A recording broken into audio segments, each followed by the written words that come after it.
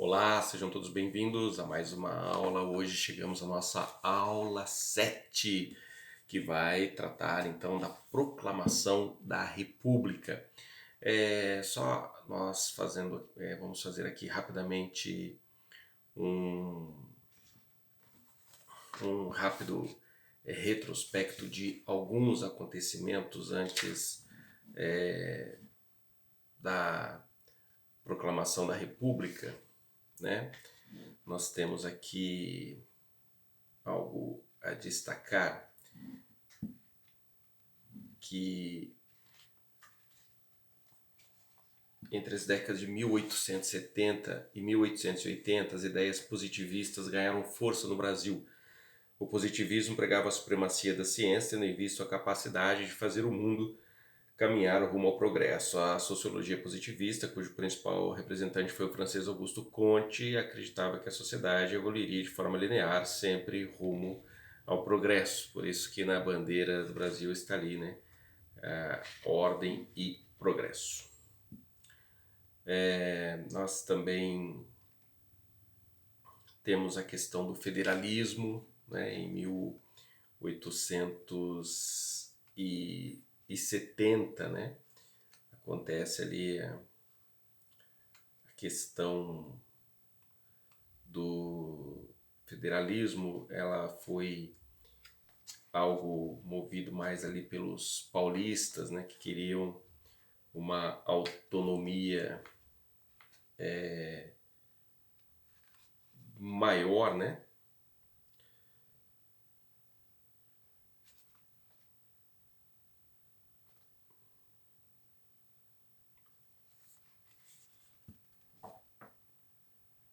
Onde houve ali o manifesto, né? Foi publicado na imprensa o Manifesto Republicano, né? Um importante documento que sintetizava as principais reivindicações do movimento. Como já mencionado, em 1873 aconteceu na cidade de Itu, no coração da principal zona cafeira da época, né, o Oeste Paulista, a fundação do Partido Republicano Paulista.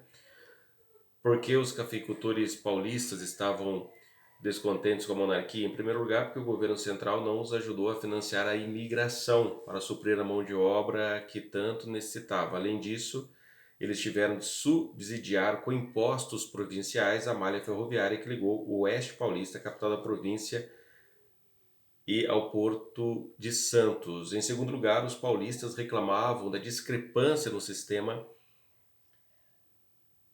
de representação na Câmara e no Senado. São Paulo, na década de 1870, era a província que mais gerava riqueza na forma de impostos ao governo. Porém, Minas Gerais, Pernambuco, Bahia e Rio de Janeiro tinham mais deputados e senadores. Dessa forma, os gabinetes ministeriais eram dominados por políticos dessas quatro províncias. Os paulistas, assim, não se sentiam representados no governo central. Isso esclarece porque o federalismo tornou-se a principal bandeira do republicanismo paulista, que nasceu na década de 1870. Os cafeicultores paulistas clamavam por uma melhor distribuição de impostos e por mais autonomia provincial. Muito bem. O Manifesto Republicano de 1870 não fazia distinção entre república e democracia. Por isso, a existência de uma família não eleita para governar a nação contrariava os princípios republicanos e democráticos. Nesse sentido, o poeta Joaquim Francisco de Assis Brasil publicou um pequeno panfleto em 1881 intitulado A República Federal, que foi muito lido na época. Nesse panfleto, o autor escreveu: o caráter essencial da República é a ausência absoluta de privilégio e de toda e qualquer espécie. Por isso, há democracia na República. Toda república é democrática, isto é, o governo de todos os povos. República é a forma de governo constituída pela democracia. É possível perceber nessa citação como os republicanos associavam a república à democracia. Para os republicanos era imprescindível estabelecer um governo de todos por todos. Muito bem. Nós vamos então agora, dando esse contexto aos acontecimentos ali de 1870, 1880, até que chega a proclamação da República em 1889, né?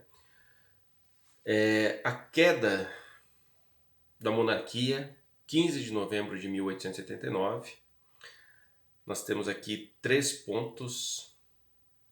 motivos principais, né, que teriam causado esta queda da monarquia. A questão religiosa, né, porque até então a Igreja Católica era colocada como a religião oficial, né, do Brasil, não podia ter templos, né, isso prejudicava muito a questão ali dos imigrantes, né, principalmente dos alemães, que eram luteranos, eles não poderiam se reunir, né, em igrejas, eles não poderiam nem nas suas casas colocar placas de uma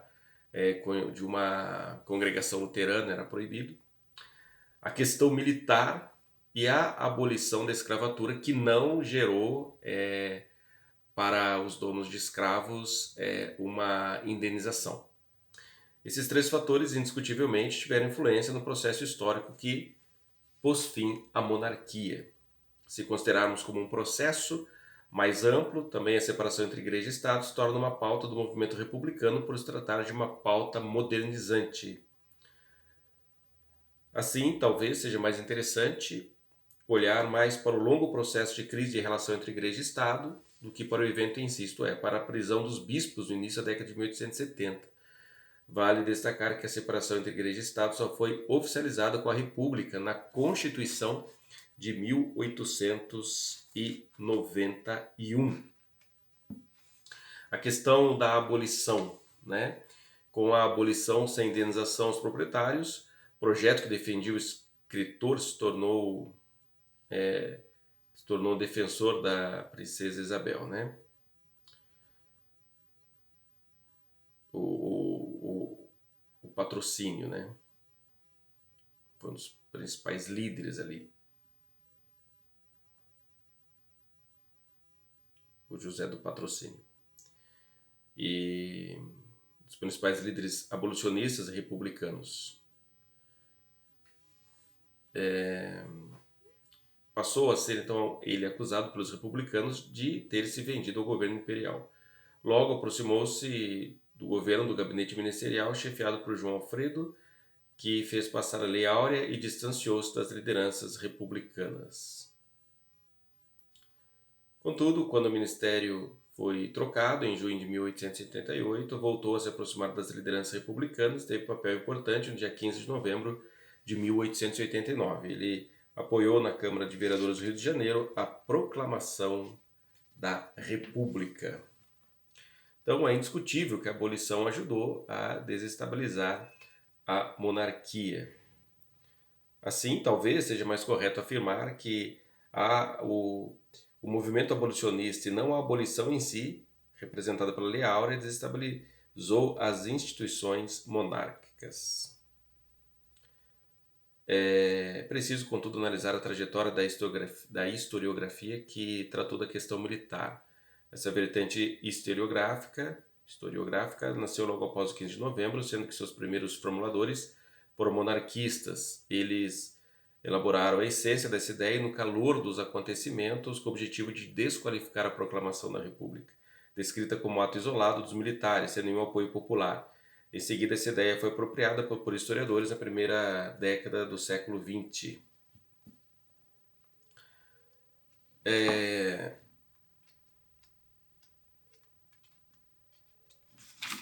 Muito bem, então vamos aqui aos detalhes, um pouquinho mais dessa proclamação da República. O Marechal Deodoro da Fonseca, ele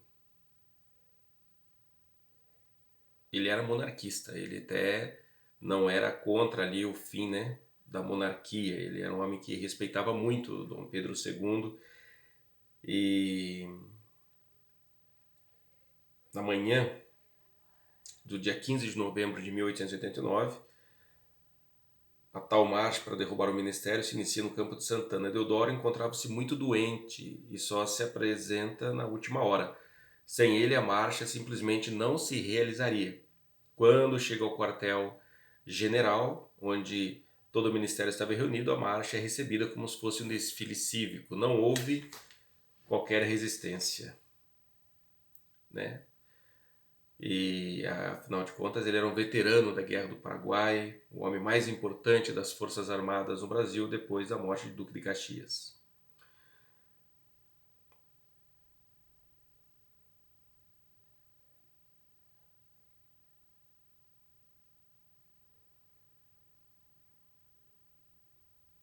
Os jovens que haviam há pouco assentado praça e guardavam os portões do quartel bateram continência para o marechal. Ele franquearam a entrada quando a ordem era barrá-lo. O primeiro-ministro Ouro Preto exasperou-se com a facilidade com que Deodoro havia chegado e entrado no quartel. Floriano observava tudo sem mover um músculo. Floriano Peixoto. Deodoro, então, cara a cara com Ouro Preto, anuncia que aquele ministério estava demitido. Porém, fez questão de dizer que, quanto ao imperador, tem minha dedicação, sou seu amigo, devo-lhe favores, seus direitos serão respeitados e garantidos. Para Deodoro, a missão se encerrava ali. Ministério deposto, monarquia intocada e vida que segue. Era o que ele, achava até aquele momento ali. Mas Deodoro cedeu às pressões dos republicanos e por um capricho pessoal, mais do que por uma convicção política, resolveu pela queda da monarquia e a instauração da república. Temos o quadro pintado por Benedito Calixto, sobre o 15 de novembro de 1889, e consegue apenas exprimir com cores idílicas um episódio que também ali é um mito de origem, podemos colocar assim.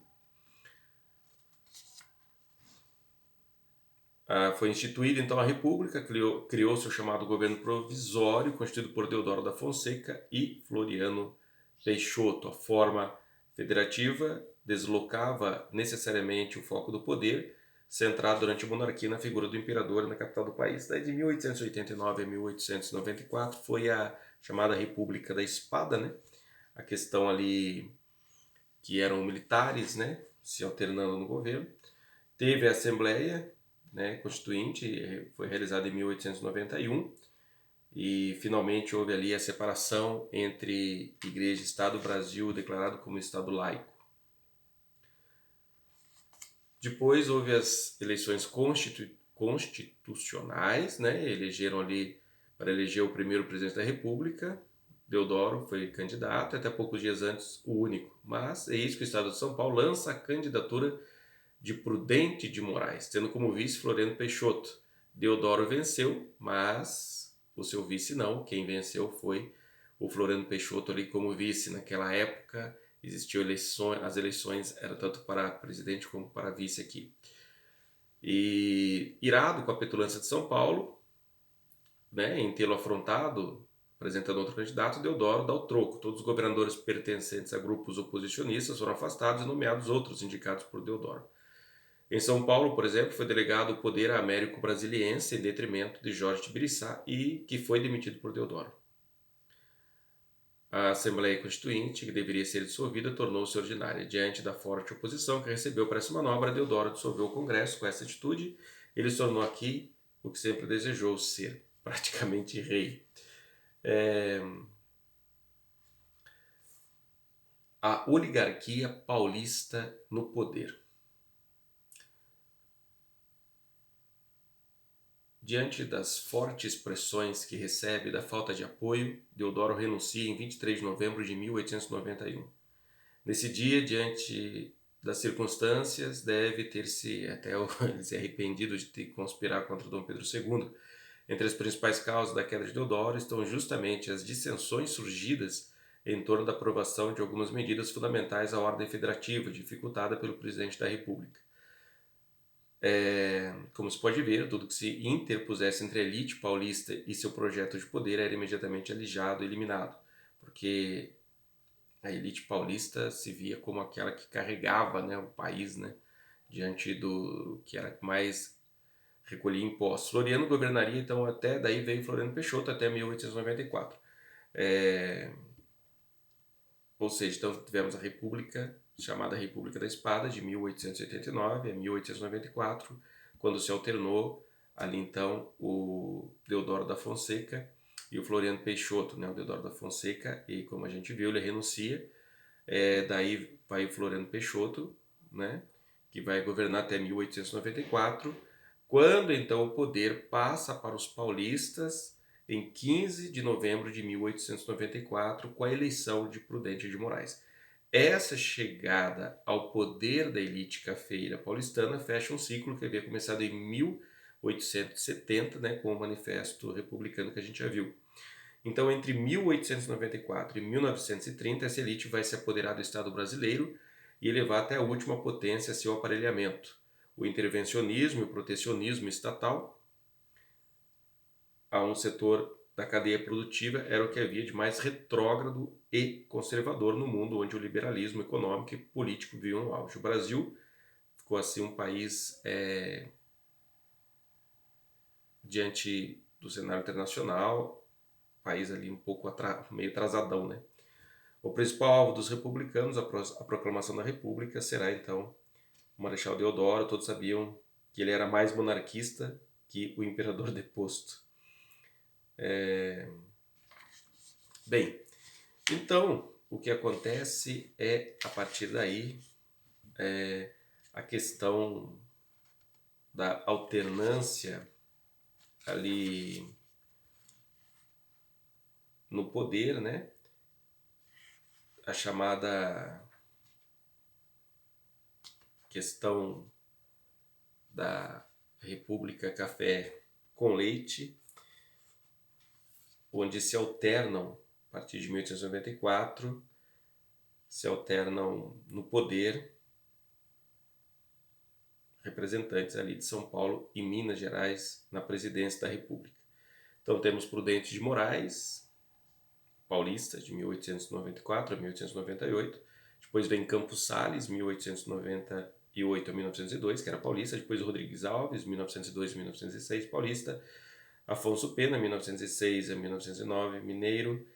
Aqui já é a chamada República Oligárquica, né? Oligárquica, ou seja, aqueles que tinham poder, o dinheiro. Nilo Peçanha, 1909 a 1910, carioca. Hermes da Fonseca, 1910 a 1914, gaúcho. Depois vem Venceslau Braz, 1914 a 1918, mineiro. Depois vem Delfim Moreira, 1919, mineiro. Epitácio Pessoa, 1919 a 1922, paraibano. Arthur Bernardes, 1922 a 1926, mineiro. Washington Luiz, 1926 a 1930, carioca, radicado em São Paulo. E Júlio Prestes, 1930, paulista, que não chegou a assumir por causa da Revolução de 1930. E aí já é a questão da nossa próxima aula, que nós vamos começar então a partir da crise ali de 1930, ou melhor, crise na queda da Bolsa em 1929, a crise lá nos Estados Unidos, que afeta a exportação do café.